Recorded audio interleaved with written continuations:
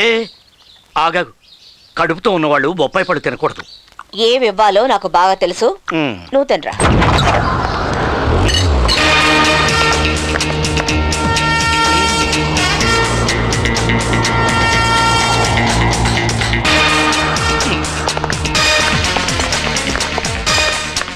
ఎవరమ్మా నువ్వు? నీకేం కావాలి? పిసికేవి అంటే పోలీస్ కానిస్టేబుల్ కొవ్వూరు వీరలక్ష్మి. ఇక్కడికి ఎందుకు వచ్చావు? మూసుకుని కూర్చో. ఎవరు నువ్వు కోర్టుకు వచ్చావా? కోర్టు ఆర్డర్ ఇది, భద్రత కోసం వచ్చారు. ఎస్, ఇక్కడ ఎవరైనా తలతిక్కగా మాట్లాడడం మొదలు పెట్టారో టవ్వ టంగుమంటుంది. టవ్వంటే రండి కూర్చోండి, ఫోన్ చేద్దాం. ఎవరు అల్లుడు గారు?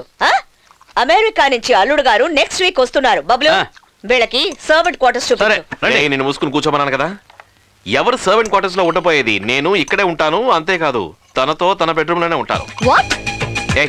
నీ కోసం కాదే, నీ కడుపులో పెరుగుతున్న నా బిడ్డ సేఫ్టీ కోసం. నేను మీతోనే పడుకుంటాను. What is this? ఏంటి? అది మీ సేఫ్టీ కోసమేనండి. ఏం తింటున్నావు? బొప్పాయి పండు ప్రెగ్నెంట్ లేడీ తినకూడదని నీకు తెలియదు? హీట్ అది. Are you trying to kill my child again? ఏమా నువ్వు చిన్న పిల్లవి, మీ అమ్మకైనా బుద్ధి ఉండకర్లా బాక్స్ బత్తలవుతుంది. మినీ. Yes, nurse Mini. తను ఏం తినాలి ఏం తినకూడదు అని డాక్టర్ ఒక లిస్ట్ రాసి ఇచ్చారు కదా, దాన్ని క్లియర్ గా చదివి వినిపించండి. Okay sir. Ma'am, morning 8 AM బాదాం, పిస్తా, పాలు, ఫ్రూట్. నో వే మమ్మా, ఇవన్నీ నేను తినలేను. తినక తప్పదమ్మా, ఇది డాక్టర్ అడ్వైస్. తినలేను అంటున్నానుగా.